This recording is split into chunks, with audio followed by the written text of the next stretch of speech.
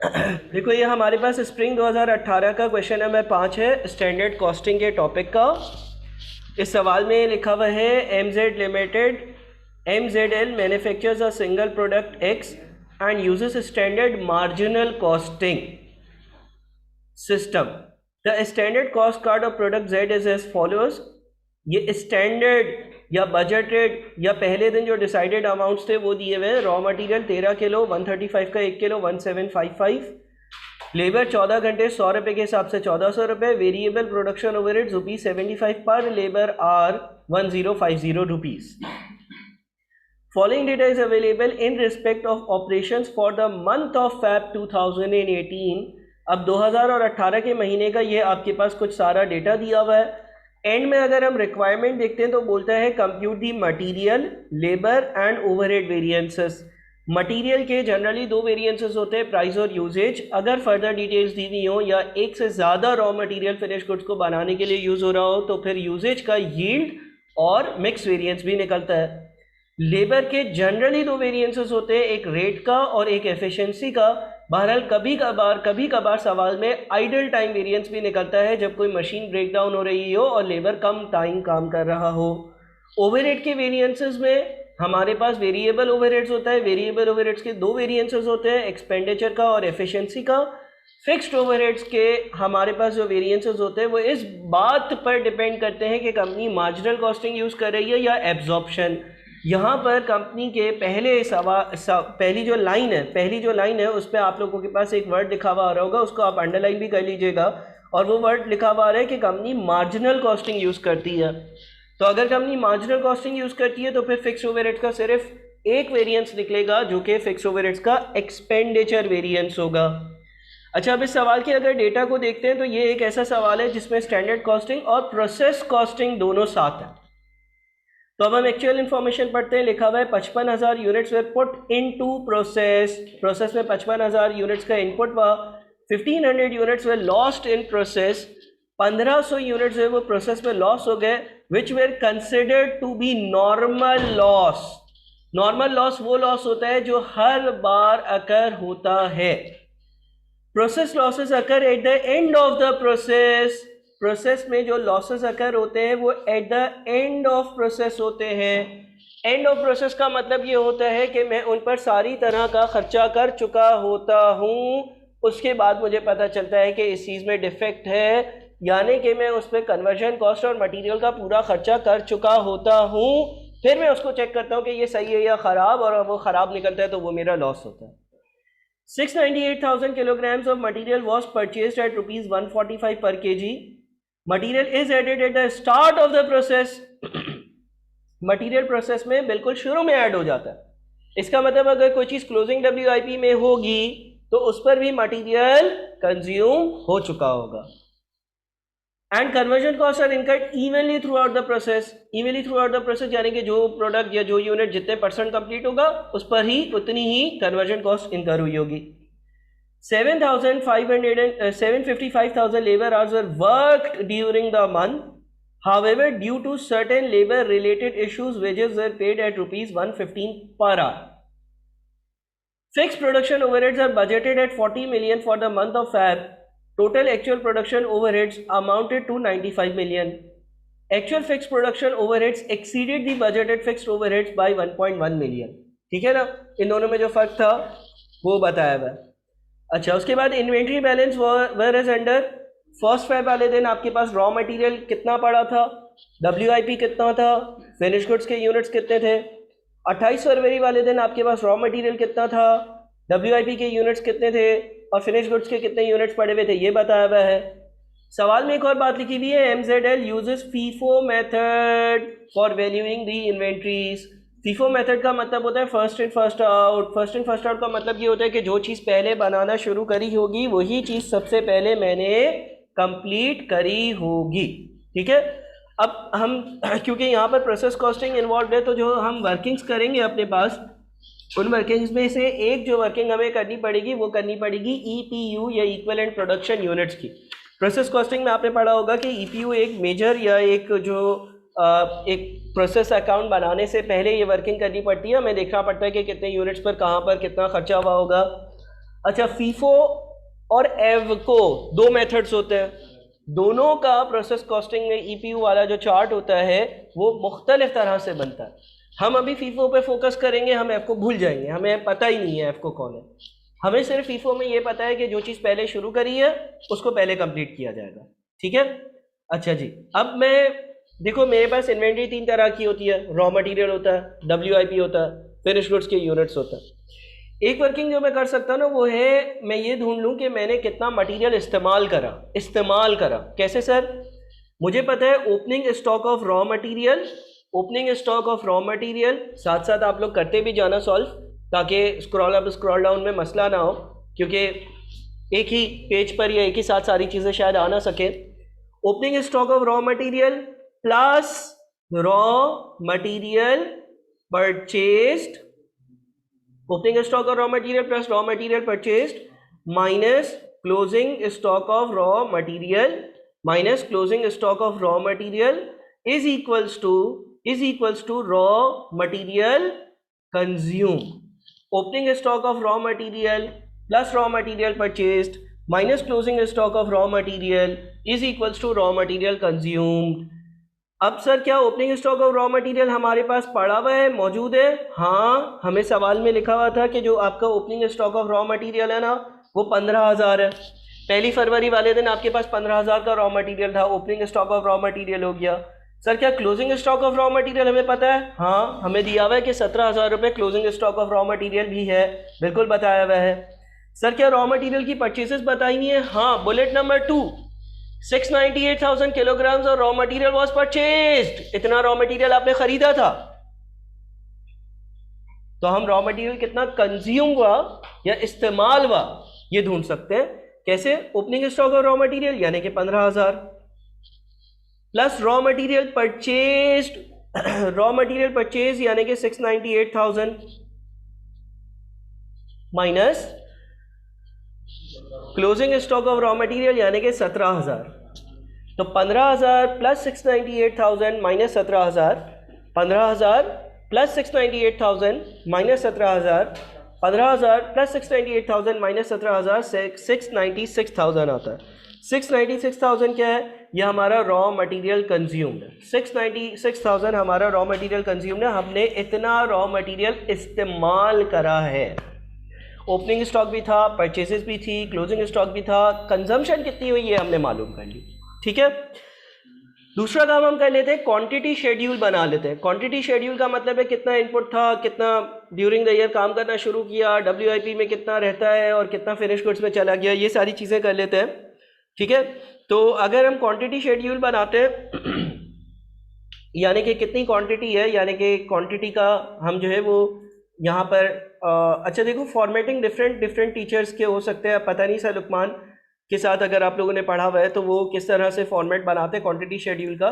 मैं इस तरह से कर देता हूँ कि भाई ओपनिंग डब्ल्यूआईपी कितने यूनिट्स है, ओपनिंग डब्ल्यूआईपी यानी कि साल शुरू हुआ ना, साल शुरू हुआ तब कितने ऐसे यूनिट्स थे कि जिसपे जो है वो मुझे उनको कंप्लीट कर काम करना था, 5,000, सही है। यहाँ पर 5,000 आ गया, सही है। अच्छा, जब साल खत्म हुआ तो क्लोजिंग डब्ल्यूआईपी के कितने यूनिट्स हैं? 6,000, यानी कि ये वो यूनिट्स हैं जो साल के आखिरी वाले दिन तक कंप्लीट नहीं हुए हुए थे, है ना। अच्छा, यहां पर एक चीज आती है, transferred to finished goods. Transfer to finish goods का मतलब ये है कि कितने यूनिट्स की प्रोडक्शन हुई, कितने यूनिट्स मुकम्मल करे गए, कितने यूनिट्स आपने पूरे तैयार कर लिए, ठीक है। अब यहाँ पर क्या कहीं पर ये मेंशन है कि मैंने कितने यूनिट्स मुकम्मल कर लिए, तैयार कर लिए? कोई ऐसी चीज़ दी हुई है? कहाँ लिखा हुआ है, कितना लिखा हुआ है? हाँ, 10,000 और 12,000 तो फिनिश गुड्स का ओपनिंग और क्लोजिंग स्टॉक है। 10,000 यूनिट्स 1 फरवरी को मेरी दुकान पर पड़े हुए थे, 28 फरवरी को 12,000 यूनिट्स मेरी दुकान पर पड़े हुए थे। ये पड़े हुए होने का मतलब ये नहीं है कि ये इतने मुकम्मल करें, नहीं, ये मतलब नहीं होता, ठीक है। तो सर कितने आपने बनाए ये कैसे पता चलेगा? तुम ये देखो कि कोई चीज़ आपने बनाना शुरू करी है, यानी कि इनपुट करा है प्रोसेस में किसी चीज़ का, कोई चीज़ ऐसी है जिसकी आपने प्रोडक्शन जो है वो स्टार्ट करी हो, कोई ऐसे यूनिट्स हैं जो आपने स्टार्ट करे 55,000। बुलेट नंबर 1 में लिखा है 55,000 यूनिट्स वर पुट इनटू प्रोसेस। 55,000 यूनिट्स आपने प्रोसेस में जो है वो पुट इन करे थे, 55,000 यूनिट्स आपने प्रोसेस में पुट इन करे थे। 1500 लॉस भी है, ठीक है, बिल्कुल सही कह रहे हो। नॉर्मल लॉस यहाँ पर आता है, नॉर्मल लॉस के कितने यूनिट्स हैं? 1500। और कुछ बाकी रह गया? देखो 5,000 यूनिट्स, एक डब्बा था उसमें 5,000 यूनिट्स, या एक फैक्ट्री थी उसमें 5,000 यूनिट्स आधे अधूरे मुकम्मल थे। 55,000 मजीद चीजों पर मैंने काम करना शुरू करा, तो ये कुल मिलाकर कितनी बन गई? 60,000 बन गई। अच्छा, साल खत्म हुआ तो इसमें से 6,000 चीजें नामुकम्मल थी और इसमें से 1,500 चीजों का नॉर्मल लॉस था। तो जो प्रोसेस में चीज तैयार हुई होगी वो कितनी होगी?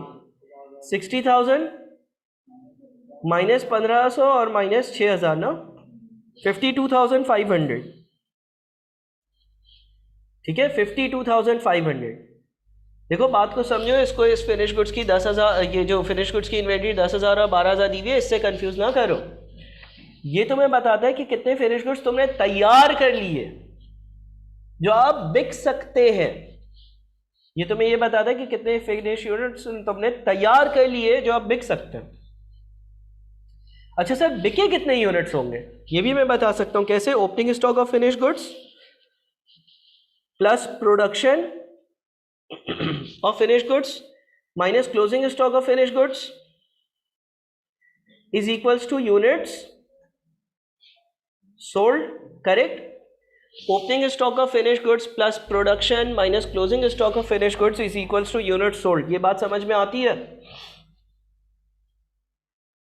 देखो आपका opening stock of finish goods, साल के पहले दिन आपके पास आपकी दुकान पर 10,000 चीजें पड़ी हुई थी,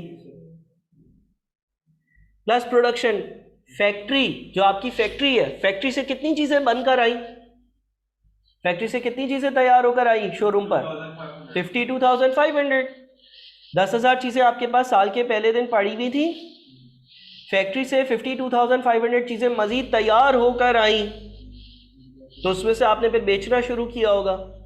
जब साल खत्म हुआ तो 12,000 चीजें आपके पास अभी भी पड़ी हुई हैं, बाकी आपने बेच दी होंगी। Opening stock of finish goods plus production during the time period minus closing stock of finish goods. तो अब इससे मुझे ये बता दो कि कितनी चीज़ें ऐसी हैं जो आपके यूनिट सोल्ड है, जो आपने बेचे हैं। 50500। ठीक है, opening stock of finish goods plus जो आपने चीज़ें प्रोड्यूस करी हैं माइनस वो चीज़ें जो आपके पास अभी भी पड़ी हुई है। अच्छा, अब इन परसेंटेजेस का सर क्या काम है? वो तो तब आता है जब आप EPU ढूंढ रहे होते हो, इक्विवेलेंट प्रोडक्शन यूनिट्स ढूंढ रहे होते हो।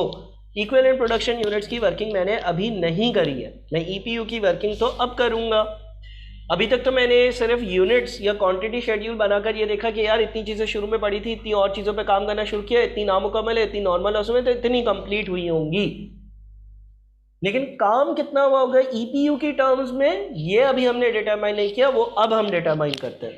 बहरहाल यूनिट सोल्ड हमारे आगे 50,500। आई होप कि आप सब जो है वो साथ साथ कॉपी कर रहे होंगे, क्योंकि स्क्रॉल अप स्क्रॉल डाउन होगा तो इन्फॉर्मेशन खो जाएगी। कोशिश ये किया करो कि ये जो 1 पेज हैंड आउट ऐसी पे सॉल्व कर लो, ताकि लास्ट दिन आपके पास 25-30 सवाल होंगे इस तरह के, तो उसी को आप देखते देखते जो है वो पेपर देते हुए हॉल पे चले जाना। सही है? अच्छा, अब हम क्या करते हैं? अब हम EPU की वर्किंग करते हैं, इक्विवेलेंट प्रोडक्शन यूनिट्स की वर्किंग करते हैं।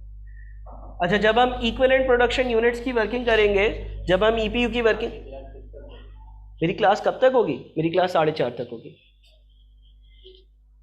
ठीक है, जब हम EPU की वर्किंग करते हैं ना, इक्विवेलेंट प्रोडक्शन यूनिट्स की वर्किंग करते हैं, तो इक्विवेलेंट प्रोडक्शन यूनिट्स में यहाँ पर दो चीजें हैं, एक है मटीरियल, दूसरा क्या है? Conversion cost. पहले हम मटेरियल की वर्किंग कर लेते हैं, पहले हम मटेरियल का EPU ढूंढ लेते हैं। ठीक है, और कन्वर्जन कॉस्ट जो है ना, कन्वर्जन कॉस्ट का लफ्ज ओवरहेड्स और लेबर दोनों के लिए कंबाइंड लफ्ज यूज होता है। मतलब कि कन्वर्जन कॉस्ट जब मैं कह रहा हूँ ना, तो उसका मतलब लेबर का भी वही ईपीयू होगा और ओवरहेड्स का भी वही ईपीयू होगा। अच्छा, पहले मटेरियल की बात करते हैं। ठीक है ना। अब मटेरियल का ईपीयू निकालने के लिए जो है ना मुख्तलिफ तरीके होते हैं, मुख्तलिफ तरीके होते हैं। आपने कोई एक पर्टिकुलर तरीका इस्तेमाल किया होगा, एक से ज़्यादा तरीके होते हैं ईपीयू के। आप जिस तरीके से कन्वीनियंट हो उस तरीके से सवाल सॉल्व करना, लेकिन कोई तरीका गलत नहीं है, कॉमन सेंस यूज़ करना है। किसी सवाल में मैं एक तरीके से उसको सॉल्व करूंगा, किसी में दूसरे से सॉल्व कर दूंगा, फिर आप कंपेयर कर लेना कि भाई मुझे ये वाला आसान लगता है, मैं इससे कर लूँगा। ठीक है। देखो, सबसे पहली बात, जो मेरा ट्रांसफ़र टू फिनिश गुड्स है, यानी कि जो चीज़ें मैंने फिनिश गुड्स में भेज दी, जो चीज़ें मैंने फिनिश गुड्स में भेज दी वो कितनी है? 52,500। ठीक है। क्या इन सारी चीज़ों पर मटेरियल लगा होगा इस ही साल, हाँ या नहीं? क्या 52,500 चीज़ों पर इसी साल मटेरियल लगा होगा, हाँ या नहीं? नहीं। क्यों? क्योंकि सवाल में एक जगह पर लिखा हुआ था bullet number 2। Bullet number two का सेकंड सेंटेंस पढ़ो। बुलेट नंबर 2 का सेकंड सेंटेंस है material is added at the start of the process. Material is added at the start of the process. जैसे ही कोई प्रोसेस में काम करना शुरू करता हूँ, कोई चीज़ बनाना शुरू करता हूँ, उसका मटेरियल इनकर कर देता हूँ, पहली बात। दूसरी बात, दो चीज़ें दिमाग में रखकर ये सोचना है कि इस पर मटेरियल हिस्सा लगा हुआ है नहीं। दूसरी बात ये है कि सवाल में लिखा हुआ है MZL uses FIFO method. FIFO का मतलब first in first out. First in first out का मतलब अगर पिछले साल के आखिर में कोई चीज़ नामुकम्मल थी तो पहले उसको मुकम्मल कर कर फिनिश गुड्स में भेजा और फिर दूसरी चीज़ पर काम करना शुरू करा। तो इससे मतलब ये हो गया कि इसमें से मैं लेस कर देता हूं ओपनिंग WIP के 5,000 यूनिट्स। सर लेस क्यों कर रहे हो? बेटा लेस इसलिए कर रहा हूं क्योंकि ये जो 52,500 है ना, इसमें सबसे पहले जो कंप्लीट होकर यूनिट्स शामिल हुए वो ओपनिंग WIP वाले हैं। लेकिन ओपनिंग WIP वाले 5,000 यूनिट्स पर इस पर्टिकुलर ईयर में मटेरियल नहीं लगा, पिछले साल लग चुका है। कैसे पता? अगर कोई चीज़ ओपनिंग WIP में, इसका मतलब उस पर पिछले साल काम शुरू हो गया था। और सवाल में ये लिखा हुआ है कि जैसे ही कोई चीज़ बनाना शुरू करते हो, काम करना शुरू करते हो, तो मटेरियल लगा देते हो। तो इसको हटा दिया। अब कितनी बच गई चीज़ें? 47,500। अच्छा, और क्या कुछ इसमें ऐड होगा? कुछ चीज़ ऐड होगी? क्लोजिंग WIP ऐड होगा। क्लोजिंग WIP के कितने यूनिट्स हैं? 6,000। सर वो क्यों ऐड कर रहे हो? वो इसलिए ऐड कर रहा हूँ बेटा, ये यूनिट्स आपने बनाना शुरू कर दिया इस साल। आपने ये यूनिट्स 6,000 यूनिट्स जो क्लोजिंग WIP में आ रहे हैं, ये वो यूनिट्स हैं जो आपने इस साल बनाना शुरू कर दिए। अब जैसे ही आपने उनको बनाना शुरू करा, आपने मटीरियल का पूरा खर्चा कर दिया। जैसे ही आपने उसको बनाना शुरू करा, आपने मटेरियल का 100% खर्चा उस पर कर दिया इस ही साल। सर तो फिर 60%, 80% ये क्या है? देखो, ये कन्वर्टेड का मतलब ये है कि ये आपको परसेंटेज जो दी है, ये कन्वर्जन कॉस्ट के लिहाज से दी है कि कन्वर्जन कॉस्ट के लिहाज से क्या के स्टेज ऑफ कंप्लीशन है। मटेरियल के बारे में तो सवाल क्लियरली मेंशन करता है, material is added at the start of the production process. तो देखो होता क्या है, आप ये क्रेडिट साइड देखते हो, आप क्रेडिट साइड पर ये 6,000 देखते हो, ये 52,500 देखते हो और उस पर से जितने पे मटेरियल लगा होता है उसको इंक्लूड कर लेते हो।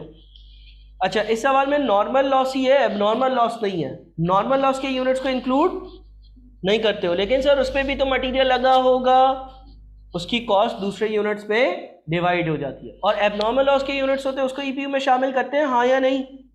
उसको करते हैं। अब कन्वर्जन कॉस्ट पर आ जाओ। कन्वर्जन कॉस्ट के लिए क्या कर सकते हो? कन्वर्जन कॉस्ट के लिए अगेन आपके पास ट्रांसफर टू फिनिश गुड्स 52,500 है। क्या इन सारी 52,500 चीज़ों पर, इन सारी की सारी 52,500 चीज़ों पर, इन सारी की सारी 52,500 चीज़ों पर 100% कन्वर्जन कॉस्ट इसी साल इनकर हुई है? नहीं। इसमें से 5,000 यूनिट्स कहाँ से आ रहे हैं? पिछले साल से ओपनिंग स्टॉक से आ रहे हैं। और साथ में लिखा हुआ था 60% कंप्लीट। इसका मतलब ये है कि इस पर 60% काम पिछली बार हो चुका था। अगर मैं यहाँ से माइनस नहीं करता कुछ भी तो ऐसा हो जाएगा कि 100% काम इसी साल में। हालांकि ये जो 5000 चीज़ें थी ये पिछली बार 60% ऑलरेडी कंप्लीटेड थी, 40% काम इस बार किया। तो इस वर्किंग की दो ऑल्टरनेट अप्रोचेस होती हैं। एक अप्रोच ये होती है कि यार जितना काम पिछली साल किया है, जितना काम पिछले साल किया है वो यहां से लेस कर दो। अच्छा, इस कन्वर्जन कॉस्ट के लिए दो अप्रोचेस हो सकती हैं, मैं एक अप्रोच कर रहा हूं। दूसरी अप्रोच सर क्या होती है मैं किसी और सवाल में करूंगा, लेकिन वर्बली अगर बता दूं तो उस अप्रोच में हम पूरे 5000 हटा देते हैं, फिर हम 5000 पर जितना काम किया है 40% वो ऐड करते हैं। तो देखो पूरा हटाया और 40% ऐड किया, ये भी सही है। और अगर आपने सिर्फ 60% हटा दिया तो ये की बात हुई ना। देखो आप 1 पर खड़े हुए हो, आप 1 पर खड़े हुए हो, पहले आपने 1 में से 1 माइनस कर दिया, 0 पर आ गए, फिर आपने 40 ऐड कर दिया तो 0.4 पर आ गए। या फिर आप 1 पर खड़े हुए हो और आपने 1 में से 0.6 माइनस कर दिया तो भी आप 0.4 पर आ गए। तो दोनों वर्किंग्स बिल्कुल परफेक्टली एक्सेप्टेबल है, लेकिन हो सकता है कि किसी बच्चे के दिमाग में एक ही तरह की वर्किंग जा रही हो। मेरी रिकमेंडेशन होगी दोनों समझना, लेकिन जिस पे तुम अपने आप को यूँ समझते हो, कॉन्फिडेंट समझते हो, फिर वही एग्जाम में यूज़ करना। बहरहाल मैं इस सवाल में एक वर्किंग यूज़ करता हूँ, दूसरे में दूसरी। मैं इस सवाल में क्या कर रहा हूँ, मैं बोल रहा हूँ 52,500 यूनिट्स हैं, इनमें ओपनिंग WIP वाले यूनिट्स भी शामिल हैं, इनमें जो फिनिश गुड्स वाले यूनिट्स हैं जो इसी साल शुरू हुए इसी साल खत्म हुए सब शामिल है। इसमें से पहले 5000 यूनिट्स वो है जिसमें 60% काम पिछली बार हो गया था, वो हटा देता हूँ, ठीक है, तो 49,500 आता है। अच्छा, क्लोजिंग WIP के 6000 यूनिट्स है, उसको इस बार मैंने 80% कंप्लीट किया, उसका 80% ऐड कर देता हूँ, तो ये 54,300 टोटल इसका आ रहा है। ठीक है, ये हमारी EPU की वर्किंग है। देखो अभी तक ये जितना भी हमने काम किया है ये सारा का सारा आपके कौन से चैप्टर से पर्टेन करता है, प्रोसेस कॉस्टिंग के चैप्टर से पर्टेन करता है। ठीक है, ये सारा काम प्रोसेस कॉस्टिंग के चैप्टर से पर्टेन करता है। EPU की वर्किंग हो गई, क्वांटिटी शेड्यूल हो गया। अभी तक हम लोग मेन वेरिएंसेस पर तो आए ही नहीं है, सही है। अब हम अपने मेन वेरिएंसेस जो है ना उसकी बात कर लेते हैं। ठीक है। अच्छा, लास्ट क्लास में मैंने आपको एक चीज़ बताई थी कि मटेरियल का एक यूजेज और एक प्राइस वेरिएंस होता है। प्राइस वेरिएंस जैसे ही हम मटेरियल खरीदते हैं तब रिकॉर्ड कर लेते हैं। यूजेज वेरिएंस कुछ सवाल में ना लिखा हुआ हो तो इस्तेमाल के वक्त रिकॉर्ड करते हैं।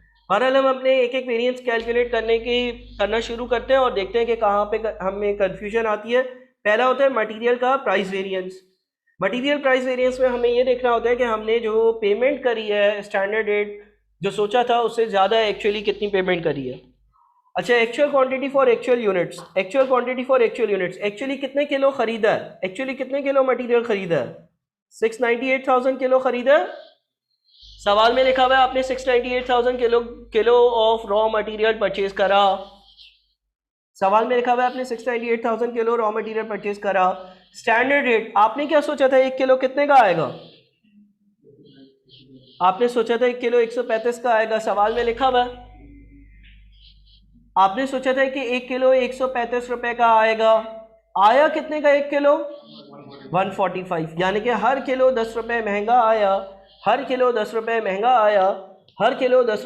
आया और आपने 698,000 किलो खरीदे। ठीक है, आपने लॉजिकली इस चीज़ को समझना है, रट्टा मारना है तो फॉर्मूला भी actual quantity for actual units multiplied by standard rate minus actual rate. लेकिन इफेक्टिवली हो क्या रहा है, आपने सोचा था 135 की एक चीज़ आएगी 145 की है, आपने 10 रुपये ज़्यादा पे किए एक यूनिट पर, और 698,000 यूनिट्स पर आपने 698,000 इंटू 10 यानी कि टोटल कितने ज़्यादा पे किए, 698,000। बात समझ में आ गई, क्लियर है।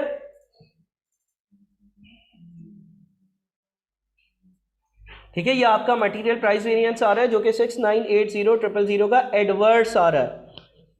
अच्छा, उसके बाद सर अगला वेरिएंस क्या था, अगला वेरिएंस हम मटेरियल का यूजेज वेरिएंस देख लेते हैं। अच्छा, जब हम मटेरियल का यूजेज वेरिएंस देखते हैं तो यूजेज वेरिएंस में बाहर हम स्टैंडर्ड रेट लिखते थे और ब्रैकेट में क्या आता था, standard quantity for actual units. अच्छा, एज पर स्टैंडर्ड्स एक यूनिट पे बनने के लिए कितना किलो लगना चाहिए? एज पर स्टैंडर्ड्स एक यूनिट पे बनने के लिए 13 किलो लगना चाहिए। ठीक है, एज पर स्टैंडर्ड्स एक यूनिट पर बनने के लिए 13 किलो लगना चाहिए। एज पर स्टैंडर्ड्स एक यूनिट प्रोड्यूस करने के लिए 13 किलो लगना चाहिए। और मटेरियल के लिहाज से मैंने कितना काम किया, कितने यूनिट्स बनाए हैं? मटेरियल के लिहाज से इस बार मैंने 53,500 यूनिट्स बनाया ना। ठीक है, एज पर स्टैंडर्ड एक यूनिट पे 13 किलो लगना चाहिए। अगर आपने 53,500 यूनिट्स बनाए हैं तो स्टैंडर्ड जो क्वांटिटी 53,500 यूनिट्स की होनी चाहिए वो 13 इंटू 53,500 होनी चाहिए। सर फिनिश गुड्स के यूनिट्स है ये एक्चुअल इतना काम हुआ है ना, इतने फिनिश गुड्स के यूनिट्स बनाए। देखो क्या होता है ब्रैकेट में, standard quantity for actual units. 13 kilo के हिसाब से जो आपने प्रोडक्शन करी है उसमें कितना लगना चाहिए था। तो भाई अगर मैंने 53,500 यूनिट्स बनाए तो 13 किलो के हिसाब से 13 इंटू 53,500 लगना चाहिए था, माइनस ये तो स्टैंडर्ड हो गया। एक्चुअल क्वांटिटी, एक्चुअली कितना मटेरियल लगा है, एक्चुअली कितना मटेरियल कंज्यूम हुआ है, एक्चुअली कितना मटेरियल इस्तेमाल हुआ है, बताओ। Actual quantity for actual unit 696,000, ये भी हमने कैलकुलेट किया, रॉ मटेरियल कंज्यूम। ठीक है, हमने ये देखा कि 13 किलो के हिसाब से 53,500 यूनिट्स पर कितना लगना चाहिए और कितना लगा है। कितना लगा है, रॉ मटेरियल कंज्यूम। कितना इस्तेमाल हुआ है, रॉ मटेरियल। वो रॉ मटेरियल कंज्यूम्ड हमारे पास ऑलरेडी मौजूद है। तो हमारा मटेरियल का यूजेज वेरिएंस है वो कितना बनता है, बताओ।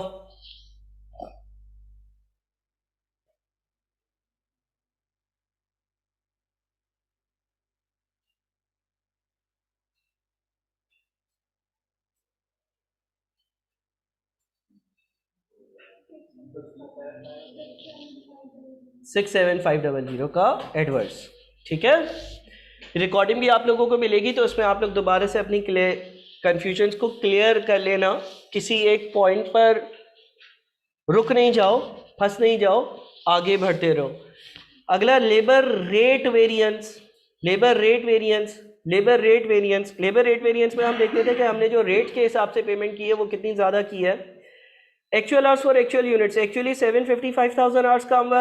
Actual hours for actual units actually 755,000 hours काम हुआ है। स्टैंडर्ड रेट सोचा क्या था, 1 घंटे के कितने पे करने होंगे, 100। एक्चुअल रेट एक्चुअली कितने पे किए हैं, 115। इसका मतलब हर घंटे पर मैंने 15 रुपये ज़्यादा पे किए हैं। हर घंटे पर मैंने 15 रुपये ज़्यादा पे किए हैं। हर घंटे पर मैंने 15 रुपये ज़्यादा पे किए हैं। तो 755,000 आवर्स के मैंने टोटल कितनी ज़्यादा पेमेंट करी है,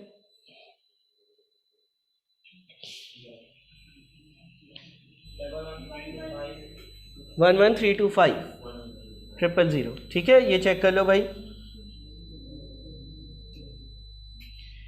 लेबर रेट वेरिएंस के लिए स्टैंडर्ड और एक्चुअल रेट का डिफरेंस 100 के बजाय 115 पे किए, यानी कि 15 रुपये ज़्यादा पे किए। और 755,000 आवर्स जो है उसके लिए मैंने जितनी भी ज़्यादा पेमेंट करी वो मैंने यहाँ पर मेंशन कर दी। डन हो गया। Labour efficiency variance. Labour efficiency variance में हम देखते थे लेबर कितना ज़्यादा एफिशिएंट है। बाहर हम क्या लिखते थे, standard rate, standard hours for actual units, standard hours for actual units.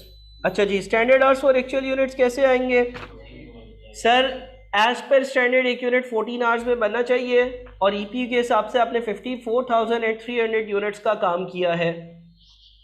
As पर स्टैंडर्ड एक यूनिट पर 14 आवर्स लगने चाहिए और ईपीयू के हिसाब से आपने 54,300 यूनिट्स तक का काम किया है। 53,500 इसलिए नहीं लिया क्योंकि कन्वर्जन कॉस्ट के लिहाज से कुछ चीज़ें तो पिछली बार कंप्लीट हुई भी थी, तो उस पर तो मजदूरों ने पिछली बार काम किया होगा, इस बार तो नहीं किया होगा।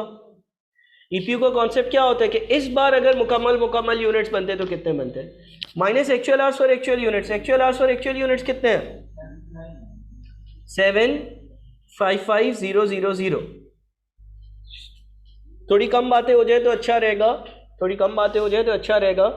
ठीक है, लेबर एफिशिएंसी वेरिएंस में हम ये देखते थे कि लेबर कितना ज़्यादा एफिशिएंट है उसके लिए हम बाहर स्टैंडर्ड रेट लिखते थे और अंदर लिखते थे कि स्टैंडर्ड आवर्स और एक्चुअल यूनिट्स, एक्चुअली यूनिट्स बनाने के लिए कितना टाइम लगना चाहिए और एक्चुअल आवर्स और एक्चुअल यूनिट्स एक्चुअली कितना वक्त लगा है। इन दोनों का डिफरेंस लेकर हमने 100 से मल्टीप्लाई किया तो हमारे पास लेबर एफिशिएंसी वेरिएंस आ गया। कितना बनता है? 520,000। ये फेवरेबल बन रहा, सही है।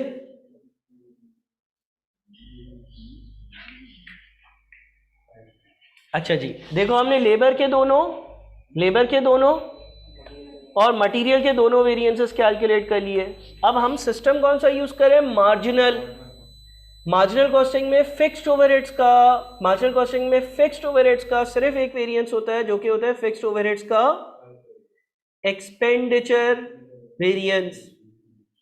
मार्जिनल कॉस्टिंग में फिक्स्ड ओवरहेड्स का सिर्फ एक वेरिएंस होता है जो कहलाता है फिक्स्ड ओवरहेड्स का एक्सपेंडिचर वेरिएंस। इसमें कोई अंडर अप्लाइड, ओवर अप्लाइड नहीं होता, वॉल्यूम वेरिएंस नहीं होता, एफिशिएंसी वेरिएंस नहीं होता, कैपेसिटी वेरिएंस नहीं होता।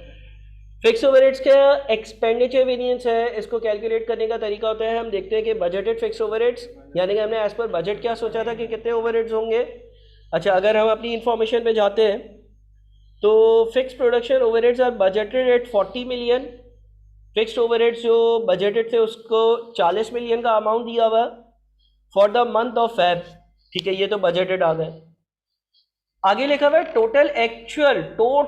टोटल फिक्स नहीं, वेरिएबल नहीं, total actual production overheads amounted to 95 million. इसका मतलब इस 95 मिलियन में फिक्स भी है और वेरिएबल भी है। Actual fixed production overheads exceeded the budgeted fix overheads by 1.1 million. क्या हमें ये वेरिएंस कैलकुलेट करने की जरूरत भी है? नहीं, उसे खुद ही बोल दिया कि जो आपके एक्चुअल ओवरहेड्स थे, एक्चुअल फिक्स्ड ओवरहेड्स जो थे वो बजट से 1.1 मिलियन ज्यादा थे, तो यही तो वेरिएंस होता है। तो इसने खुद ही बता दिया कि ये भाई 1.1 मिलियन है। 11000000।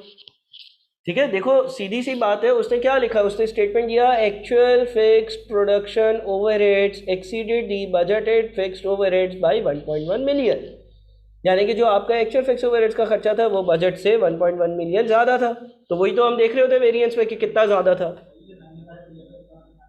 95 मिलियन में एक्चुअल प्रोडक्शन ओवरहेड्स है, इसमें फिक्स भी होंगे और इसमें वेरिएबल भी होंगे, लेकिन अभी तो हम फिक्स प्रोडक्शन ओवरहेड्स का वेरिएंस निकाल रहे हैं। अच्छा, अगर कोई बच्चा बोले नहीं सर मैंने तो फॉर्मूले से ही याद किया है, बजटेड फिक्स ओवरहेड्स और एक्चुअल फिक्स ओवरहेड्स का ही डिफरेंस लूंगा कुछ भी हो जाए, तो वो बच्चा क्या करेगा? वो बच्चा पहले बोलेगा भाई फिक्स ओवरहेड्स जो है वो कितने हैं, बजटेड फिक्स ओवरहेड्स कितने हैं, वो बोलेगा 40 मिलियन है।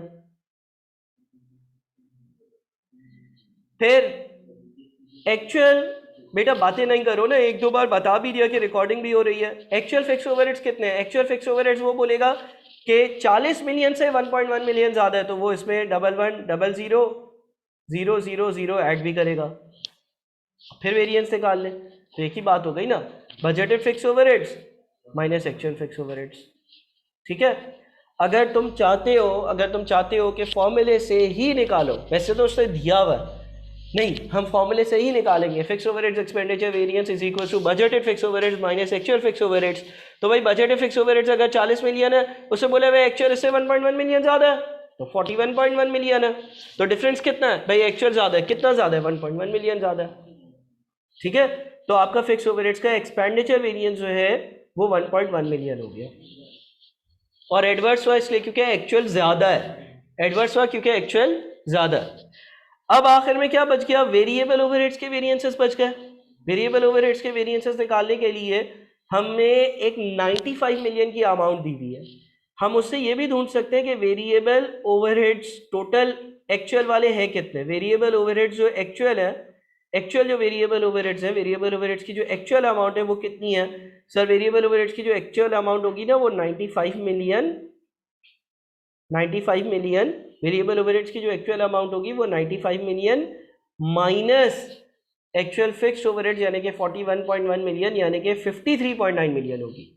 वेरिएबल ओवरहेड्स जो एक्चुअल होंगे, जो आपके एक्चुअल वेरिएबल ओवरहेड्स होंगे वो 53.9 मिलियन होंगे।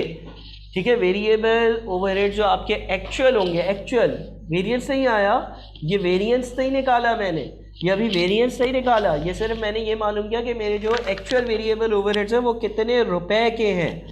तो मैंने टोटल जो हमारे अमाउंट दिया हुआ था 95 मिलियन का, उसमें से जो एक्चुअल फिक्स्ड ओवरहेड्स थे उसको हटा दिया। जब मैं एक्चुअल फिक्स्ड ओवरहेड्स को हटा दूंगा तो सारे के सारे वेरिएबल बच जाएंगे। अभी हमने वर्किंग नहीं करी है, अभी हमने सिर्फ ये देखा है कि वेरिएबल ओवरहेड्स एक्चुअली हकीकतन कितने रुपए के हैं।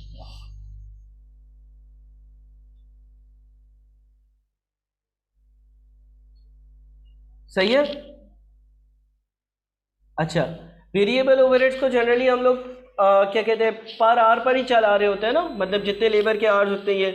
तो आवर्स कितने हैं, एक्चुअल आवर्स कितने हैं, 75550।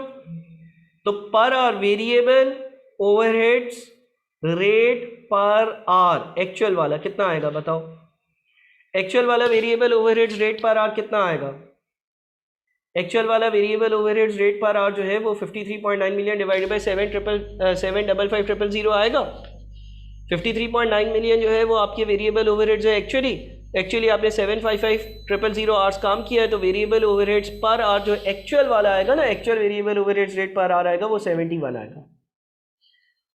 अब आप वेरिएबल ओवरहेड्स के दो वेरिएंसेस हैं। वेरिएबल ओवरहेड्स का एक कहलाता है आपका कौन सा, एक्सपेंडिचर वेरिएंस, है ना। एक्सपेंडिचर वेरिएंस जैसा लेबर का रेट वेरिएंस है वैसा ही होता है। Actual hours for actual units, actually कितने घंटे काम हुआ है, 755,000 multiplied by standard rate. Standard rate कितना दिया हुआ है सवाल में, 75 पर लेबर आवर। सोचा था कि एक घंटे के ओवरहेड्स होंगे 75, माइनस है कितने एक घंटे के ओवरहेड्स, 71। ठीक है। वेरिएबल ओवरहेड्स का एक्सपेंडिचर वेरिएंस यानी कि आपने स्टैंडर्ड और एक्चुअल रेट का डिफरेंस लिया और उसको आप अपने एक्चुअल आवर्स से मल्टीप्लाई कर रहे हो। यानी कि आपने ये देख लिया कि वेरिएबल ओवरहेड्स का एक्सपेंडिचर वेरिएंस 2725,000 2725,000 का आपका वेरिएबल ओवरहेड्स का एक्सपेंडिचर वेरिएंस है। एक्सपेंडिचर वेरिएंस डिफरेंस होता है स्टैंडर्ड रेट और एक्चुअल रेट का। एक्सपेंडिचर वेरिएंस डिफरेंस होता है स्टैंडर्ड रेट और एक्चुअल रेट का। हो गया ये 71 कहाँ से आया, देखो मेरे एक्चुअल जो वेरिएबल ओवरहेड है वो 53.9 मिलियन है और एक्चुअली मैं 755,000 आवर्स काम कर रहा हूँ। देखो पर आवर अगर रेट निकालूंगा तो 53.9 मिलियन को 755,000 से डिवाइड करके पर आवर रेट निकाल लूंगा जो कि 71 आएगा। मैंने 95 मिलियन मुझे टोटल ओवरहेड्स दिए हुए थे जिसमें फिक्स भी है वेरिएबल भी है। तो इस टोटल में से मैंने फिक्स्ड हटा दिए। फिक्स्ड है 41.1 मिलियन। जब मैंने फिक्स्ड हटा दिए तो सिर्फ वेरिएबल बच गए। ठीक है, जब मैंने फिक्स्ड हटा दिए तो सिर्फ और सिर्फ वेरिएबल बच गए।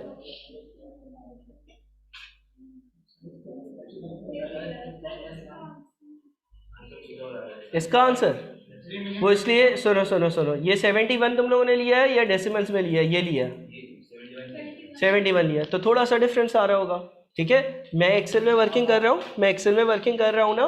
देखो 0.39 का मतलब क्या है, हर रुपए में से 30% है ना, यानी ये 0.3 और कितने आवर्स है 755,000, तो 2.5-3 लाख का डिफरेंस आ रहा होगा। यानी कि तुम लोगों का ये 2725 नहीं आ रहा होगा, ये तुम लोगों का जो है वो 3 के आसपास आ रहा होगा। तो कोई मसले की बात नहीं है, टेंशन नहीं लो। ठीक है, राउंडिंग ऑफ एरर है ना, कॉन्सेप्चुअल एरर नहीं है, आई के भी पेनलाइज नहीं करेगा।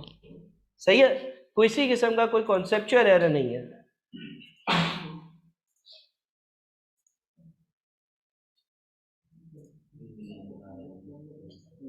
ठीक है, अच्छा वेरिएबल ओवरहेड्स का एफिशिएंसी वेरिएंस। वेरिएबल ओवरहेड्स के एफिशिएंसी वेरिएंस में हम ये देखते थे कि लेबर कितना ज़्यादा टाइम जो है उस पर क्या बचत है। हम लेते थे स्टैंडर्ड रेट कितना है 75। Standard hours for actual units, एक यूनिट के कितने 14 घंटे, तो 54,300 यूनिट्स का काम हुआ है multiplied by 14। Standard hours for actual units minus actual hours for actual units. 54,300 इसलिए लिया क्योंकि यहाँ पर हमने जो इस बार काम किया है वो 54,300 मुकम्मल यूनिट्स बनाने के बराबर है। कन्वर्जन कॉस्ट की कोई भी सवाल अगर बात करें तो कन्वर्जन कॉस्ट में लेबर और ओवरहेड्स दोनों चीज़ें आ जाती हैं। यानी कि मैंने ये देखा कि यार इस साल जो मैंने काम किया ना वो 54,300 मुकम्मल यूनिट्स बनाने जितना काम है, और एक मुकम्मल यूनिट बनाने के लिए एज पर स्टैंडर्ड 14 घंटे लगने चाहिए, जबकि एक्चुअली जो है वो 755,000 आवर्स लगे हैं। तो जितने भी कम या ज़्यादा लगे हैं मल्टीप्लाइड बाय स्टैंडर्ड रेट।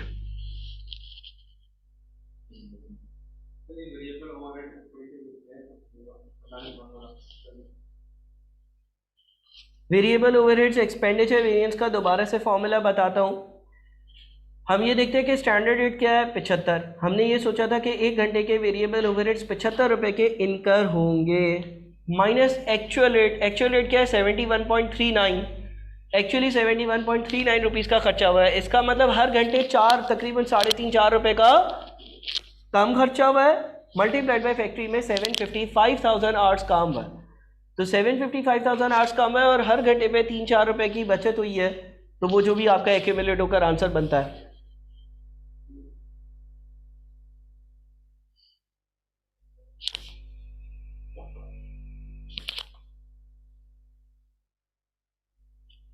सही है भाई?